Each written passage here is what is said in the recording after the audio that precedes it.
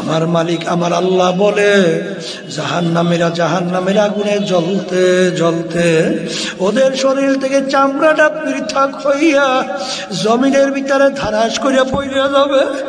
লা ইয়ামুতু ফিহা ওয়ালা ইয়াহইয়া। আরে দুনিয়ার ভিতরে কষ্ট সহ্য করতে না পারলে মানুষ মারা যায়, কিন্তু আল্লাহ রাব্বুল আলামিন বলে যত কষ্ট হবে মৌত তালাশ করে আর কোনোদিন পাবে না। এই জন্য আমার ভাইদেরকে বলবো, পর্দারে মা বোনদেরকে বলবো, আসলে তোমার আমার চিন্তাও নেই, এর জন্য চেষ্টাও নাই। দুনিয়া চিনছি, টাকা পয়সা চিনছি, সম্পদ চিনছি, সম্মান চিনছি, আহারে দল চিনছি, দলের নেতা নেত্রী চিনছি। এই জন্য আজকে দুনিয়ার মোহে পইরা আখেরাতকে যারা ভুলছেন, আমি সেই বাজানদেরকে বলবো, পর্দালে মা বোনদেরকে বলবো, বাজান দুনিয়ার যে কোনো কাজের একটা সময় থাকে, তারিখ থাকে, কিন্তু তোমার আমার মৌতের কোনো সময়ও নাই, তারিখও নাই। আমার ভাইদেরকে বলবো, পর্দালে মা বোনদেরকে বলবো, সমস্ত মাখলুকাত মালিক বানাইলেন আমাদের জন্য, গরু বানাইলেন আমাদের জন্য। আমার মালিক কেমন জানি তোমার আমার দিকে তাকাইয়া বলে, আব্দুল করিম তোর বিচার আমি চাইয়া চাইয়া দেখি, গরু পালছিরে দুধ খাওয়ার জন্য, বাচ্চা হবে, বংশ বিস্তার লাভ করবে, এখন পরে তো দুধও দেয় না, বাচ্চাও দেয় না। আমি তোর বিচার চাইয়া চাইয়া দেখলাম, তুই গরুকে শোয়াইয়া জবাই করলি, চামড়া করলি, গোশত পাক করলি, আত্মীয় স্বজন নিজে খাইলি, খা বন্দা বান্দি আমি তোর জন্যই বানাইলাম। আম গাছ লাগাইলে আম খাওয়ার জন্য আম দেয় না, তার কাটলি তক্তা তৈরি করলি, অন্ন দিয়া তুই লাকড়ি তৈরি করে আগুন জ্বালাইয়া ভাত তরকারি পাক কইরা খাইলি, খা বন্দা বান্দি আমি তোর জন্যই বানাইলাম। এক কাজে লাগে না, অন্য কাজে লাগাইলি।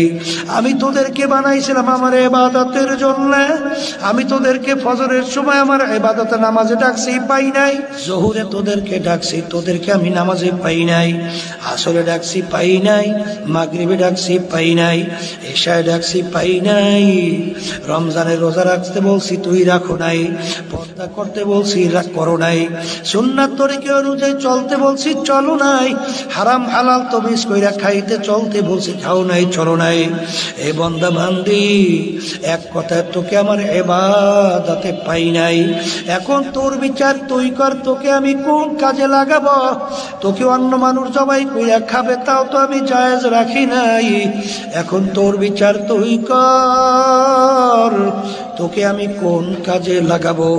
আমার একটা কাজ আছে, আরে আমার একটা চুলা আছে, ওই চুলার নাম হলো জাহান্নাম।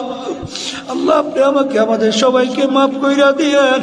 আল্লাহ রাব্বুল আলামিন কোরআনুল কারীমের ভিতরে বলেন, যাদেরকে আমার ইবাদতে পাবো না, ওয়াকুদুহান নাস ওয়াল হিজারা উইদ্দাত লিল কাফিরিন, আমি জাহান্নামের আগুন জ্বালাবো মানুষ এবং পাথর দ্বারা। আল্লাহ আমাকে আমাদের সবাইকে মাফ কইরা দেন। এই জন্য আমার বাজানদেরকে বলবো, পর্দারে মা বোনদেরকে বলবো, জাহান্নামের ভিতরে কেমন আযাব, কি অবস্থা হবে, ওই সত্য কোরআনুল কারীমের ভিতরে আমার মালিক আগে জানায়া রাখছেন। কুল্লামা নাদিজাত জুলুদুহুম বাদদালনাহুম জুলুদান গায়রাহা। আমার মালিক আমার আল্লাহ বলে, জাহান্নামীরা জাহান্নামের আগুনে জ্বলতে জ্বলতে ওদের শরীর থেকে চামড়াটা পৃথক হইয়া জমিনের ভিতরে ধারাস করিয়া পড়িয়া যাবে। লা ইয়ামুতু ফিহা ওয়ালা ইয়াহইয়া। আরে দুনিয়ার ভিতরে কষ্ট সহ্য করতে না পারলে মানুষ মারা যায়, কিন্তু আল্লাহ রাব্বুল আলামিন বলে যত কষ্ট হবে মৌত তালাশ করে আর কোনোদিন পাবে না। সাল্লাল্লাহু আলাইহি ওয়া আলা আলিহি ওয়া আসহাবিহি ওয়া বারাকা ওয়া সাল্লাম। আল্লাহুম্মা সাল্লি আলা সাইয়্যিদিনা ওয়া নাবিয়িনা শাফিঈনা وحبيبنا ومولانا محمد সাল্লাল্লাহু আলাইহি ওয়া আলা আলিহি ওয়া আসহাবিহি ওয়া বারাকা ওয়া সাল্লাম। আল্লাহুম্মা সাল্লি আলা সাইয়্যিদিনা ওয়া নাবিয়িনা শাফি'িনা ওয়া হাবিবিনা ওয়া মাওলানা মুহাম্মাদ সাল্লাল্লাহু আলাইহি ওয়া আলা আলিহি ওয়া আসহাবিহি ওয়া বারাকা ওয়া সাল্লাম। শুকরিয়া আদায় করতেছি মহান রব্বুল আলামিনের দরবারে। রব্বুল আলামিন ফিতনা ফাসাদের যুগে আপনাকে আমাকে দুনিয়ার সমস্ত কাজ থেকে বিরত রেখে উলামায়ে কেরামদের মজলিস, এই মাইক কোথা থেকে আনছেন আমার বুঝে আসে না। ঘুম ঘুম শব্দ হলে মানুষ কথা বোঝে, কথা বোঝা যায়। সাউন্ড ক্লিয়ার করো।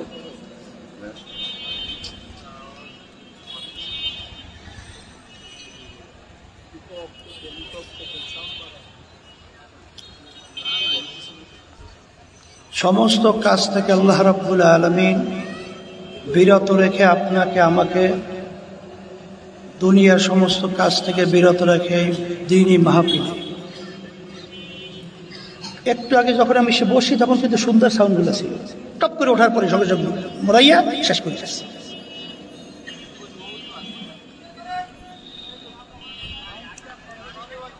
সাউন্ড থাকবে কাটা কাটা শব্দ, আর গুম গুম শব্দ হইবে কেন? গুম গুম শব্দ হওয়ার কারণটা কি? ওই পিছনে হরেনের শব্দ হালকা একটু কমাও, হালকা কমা, হালকা বেশি না, আবার হালকা কমাইয়া এই সাউন্ডের লাগে একরকমের সাউন্ড রাখো।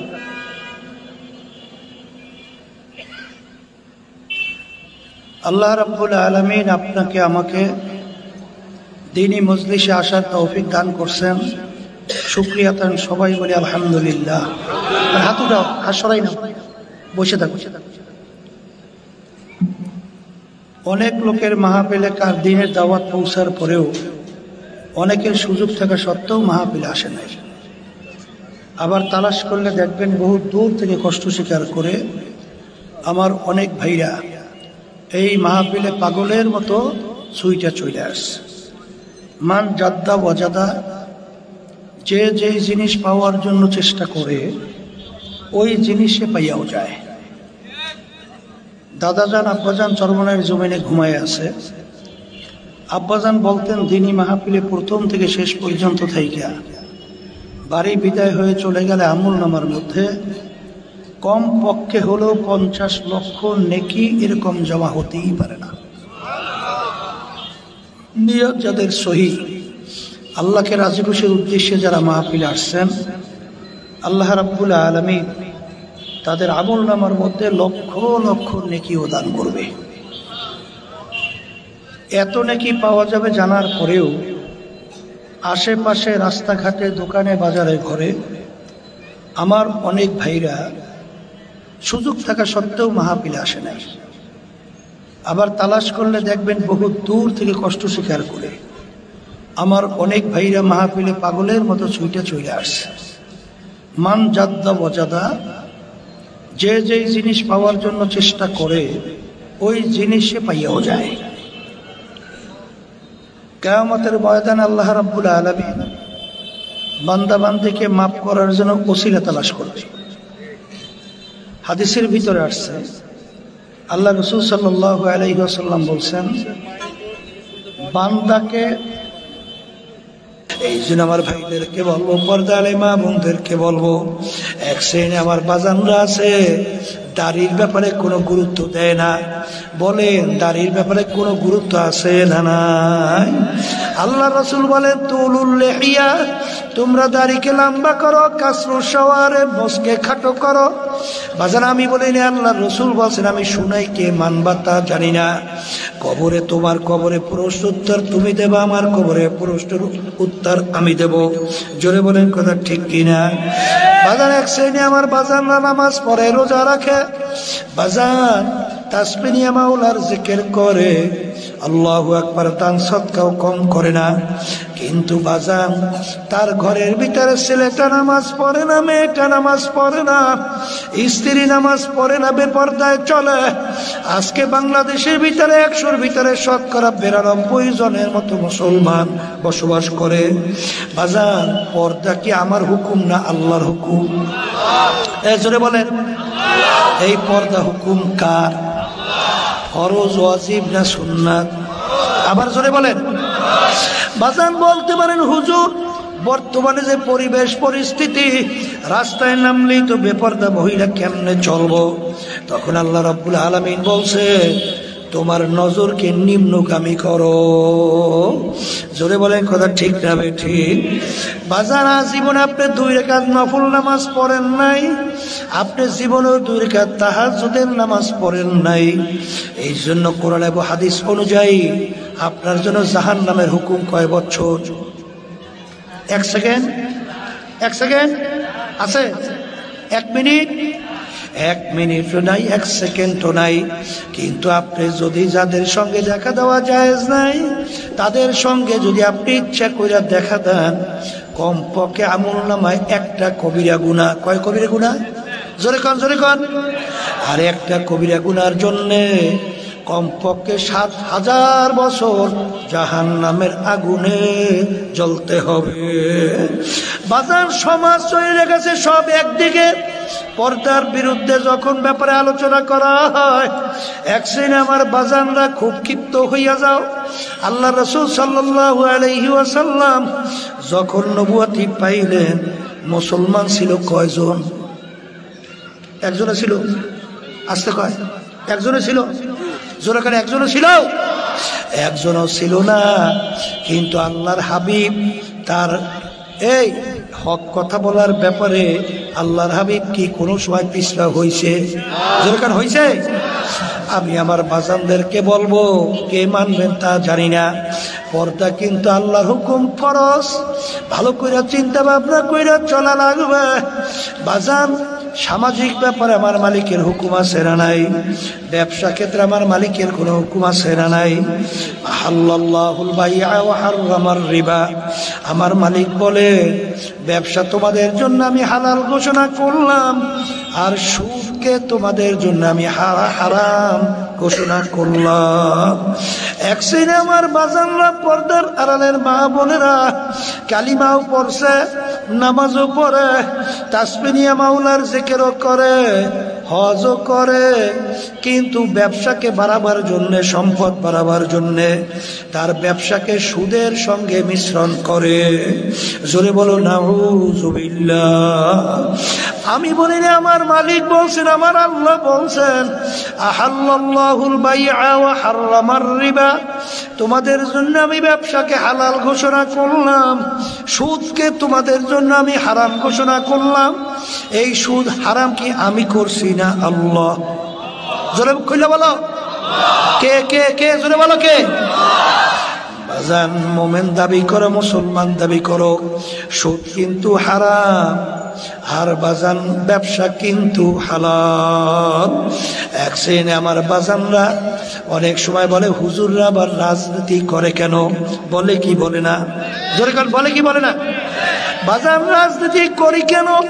রাজনীতি করি তাও ইবাদতের জন্য। রাজনীতি কিসের জন্য করি? আবার জোরে কান, আবার জোরে কান, জোরে বলে। রাজনীতিও করি ইবাদতের জন্য।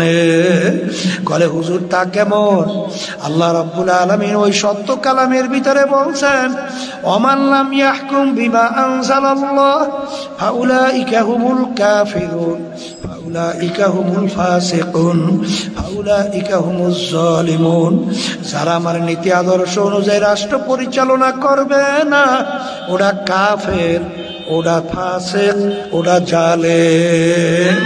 কে বলছে? জোরে বলো কে বলছে? ইনিল হুকমু ইল্লা লিল্লাহ। আমার মালিক বলেন, আল্লাহু আকবার। আমার জমিনে নিয়ম হুকুম চলবেও আমার। জোরে বলেন কথা ঠিক না বেঠিক? আল্লাহর বান্দারা নামাজ পড়ি, কার হুকুম পালন করি? জোরে বলেন, জোরে বলেন। আমার মালিক বলেন, আকিমুস সালাহ, এই জন্য আমরা নামাজ পড়ি। সেই রব্বুল আলামিন তো কুরআনুল কারীমের ভিতরে বলেন আকিমুদ্দিন,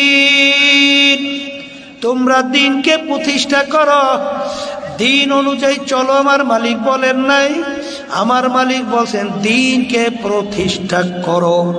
আমার বাজানদেরকে বলবো, পর্দারে মা বোনরা যারা শুনছেন, আল্লাহ রাসূল সাল্লাল্লাহু আলাইহি ওয়াসাল্লাম তিনি কি রাষ্ট্রপ্রধান ছিলেন কি ছিলেন না?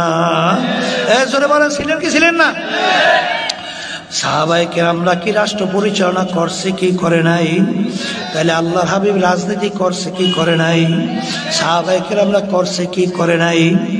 এই আল্লাহর বান্দারা, পর্দা আলে মা বোনেরা, তবে আল্লাহ রাব্বুল আলামিন বলেন ওয়াজতানিবুত তাগুত, তোমরা তাগুতকে অস্বীকার করো, তাগুত থেকে বাইচা থাকো। তাগুত কাকে বলে? মানব রচিত কুফুরি তন্ত্র মন্ত্র, এইটাই হলো তাগুতের ভিতরে একটা বড় তাগুত। জোরে বলেন কথা ঠিক কিনা? এক শ্রেণী বর্তমানে বাংলাদেশের মধ্যে প্রচলিত গণতন্ত্র, যার প্রবক্তা হলো প্রাক্তন প্রেসিডেন্ট আমেরিকা আব্রাহাম লিঙ্কন, এই প্রাক্তন প্রেসিডেন্ট এই গণতন্ত্রের ব্যাপারে থিওরি দিছিল, government of the people, by the people, for the people. তিনি এক কথায় বোঝাতে চায় সমস্ত ক্ষমতার মালিক জনগণ। জোরে বলেন নাউজুবিল্লাহ। হে নামাজি আমার বাবারা, হে রোজা রাখুন না রোজাদার আমার বাবারা, হে হজ করুন না হাজি আমার বাবারা, তোমাদের কাছে প্রশ্ন রাইখা গেলাম, কেউ যদি এই কথা চাই না সই না বিশ্বাস করে সমস্ত ক্ষমতার মালিক জনগণ, তার ঈমান থাকবে? আবার জোরে কও। আর আমরা যারা ঈমানদার মুসলমান, আমরা কি বলি? বাইদা আল্লাহ, ফরদা আল্লাহ, অবদা আল্লাহ, সমস্ত ক্ষমতার মালিক একমাত্র আমার আল্লাহ। জোরে বলেন কথা ঠিক যাবে ঠিক? তাআওয়ানু আলাল বিররি ওয়াত তাকওয়া ওয়ালা তাআওয়ানু আলাল ইসমি ওয়াল উদওয়ান। আমার মালিক বলেন তোমরা ভালো কাজের সহযোগিতা করো, অসৎ কাজের বিরোধিতা করো। কে বলছেন? আল্লাহ। বাজার এক শ্রেণীর বর্তমানে চিন্তার ব্যবধানতায় যারা এই প্রচলিত কুফরি গণতন্ত্র প্রতিষ্ঠার জন্য চিন্তা করে, চেষ্টা করে, তাদের সঙ্গে জড়াইয়া জোট কইরা তাদের সঙ্গে একত্রে গণতন্ত্র স্বীকার করে। জোরে বলেন নাউজুবিল্লাহ। আমার মালিক বলে তোমরা ভালো কাজের সহযোগিতা করো আর খারাপ কাজের বিরোধিতা করো। আমি বলি নাই, আল্লাহ বলছেন, আমি শুনাইয়া রাইখা যাই। বাজান, তুমি মসজিদ মাদ্রাসা ভালো কাজে সহযোগিতা করলে তার একটা সওয়াবের অংশ তোমার আমলনামায় জমা হবে কি হবে না? জোরে কর হবে। আর যদি কেউ খারাপ কাজে সহযোগিতায় তুমি থাকো, বাজান, তোমার ওই খারাপ কাজের একটা খারাপ, এক কথায় গুনাহ তোমার আমলনামায় জমা হবে কি হবে না? জোরে বলো, হবে কি হবে না? এই জন্য আমার বাজানদেরকে বলবো, পর্দারে মা বোনদেরকে বলবো, ইসলামী আন্দোলন বাংলাদেশ প্রতিষ্ঠিত হয়েছে প্রায় 1987 সাল। এখন পর্যন্ত আল্লাহর ফজল করবে আমরা ইসলামকে বিকাইয়া আল্লাহর ফজল করবে আমাদেরকে কেউ সিঁড়ি হিসাবে ব্যবহার করে ক্ষমতায় যাওয়ার আল্লাহর ফজলের সুযোগ পায় না। এই জন্য আমার বাজানদেরকে বলবো, পর্দালে মা বোনদেরকে বলবো, 53 বছর স্বাধীনতায় এত মুসলমান বাংলাদেশে থাকার পরেও, এত ওলামায়ে কেরাম বাংলাদেশে থাকার পরেও আজকে ইসলাম নামক এই নীতি আদর্শ পরাজিত আর মানব রচিত কুফরি তন্ত্র মন্ত্র বাংলার জমিনে বিজয়। বাজান, ইসলামী আন্দোলন বাংলাদেশ আমরা চাই যে ইসলাম নামক গাছটা বট বৃক্ষের চেয়েও মজবুত হইয়া বাংলার জমিনের মধ্যে মাথা উঁচু করে দাঁড় হবে। এইটাই আল্লাহর ফজল করবে চিন্তা ভাবনা নিয়ে আমরা আল্লাহর ফজলে কাজ করতেছি। আজকে বাংলাদেশের মধ্যে 5ই আগস্টের পরে আল্লাহর ফজলে একটা ইসলামের পক্ষে একটা ক্ষেত্র তৈরি হয়েছে কি হয় নাই? জোরে বলে, হয়েছে কি হয় নাই? এই জন্য আমরা চাইতেছি আল্লাহর ফজল করবে। দেখা যাক যে ইসলামের পক্ষে একটা বাক্স পাঠানো যায় কি যায় না?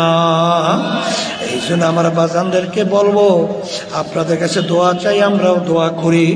কারণ কিয়ামতের ময়দানে যদি আমার মালিক জিজ্ঞাসা করে, রেজাউল করিম, হে আব্দুল করিম, হে রহিমা খাতুন, আমার জমিনে আমার দিন বাস্তবায়নের জন্য তুমি কি চেষ্টা করছিলে? কিয়ামতের ময়দানে যেন বলতে পারে, মালিক তোমার দিন প্রতিষ্ঠার জন্য সাধ্য অনুযায়ী চেষ্টা করছি, এইটা বলার জন্যই চেষ্টা। আর কেন করি? বাজান নমরুদ যখন ইব্রাহিম আলাইহিস সালামকে যখন আগুনের ভিতরে ফেলাইছিল, একটা ব্যাঙ বারবার পানির ভিতরে লাফ দেয়, পানি ঢোক গিললে বারবার ওই আগুনের দিকে প্রস্রাব করে। ব্যাঙের প্রস্রাবের পানির পরিমাণ অল্প, ওই পানি তো আগুনের কাছেও যায় না। আর এতটুক পানি গেলেও, এতটুক পানি দিয়া কিন্তু এত বড় বিশাল প্রকৃতির আগুন নেবেও না। আবার যখন পানি শেষ হয়, ব্যাঙ পানির ভিতরে লাফ দেয়, আবার পানি ঢোক গিলে উঠে আবার আগুনে প্রস্রাব করে। জিজ্ঞাসা করে, ব্যাঙ তোমার পানিতে আগুন পর্যন্ত যায়ও না, আর এতটুক পানি দ্বারা আগুন নেবেও না, তুমি এরকম বারবার কেন করো? তখন ব্যাঙ বলে যে, আমি তো ভালো করে বুঝি আমার পানি আগুন পর্যন্ত যায়ও না, আর এতটুক পানি দ্বারা আগুন নেবেও না। আমি এরকম করি এর জন্য আল্লাহ এবং তার খলিল ইব্রাহিম দেখো, আমি ব্যাঙ তাদের পক্ষে আছি।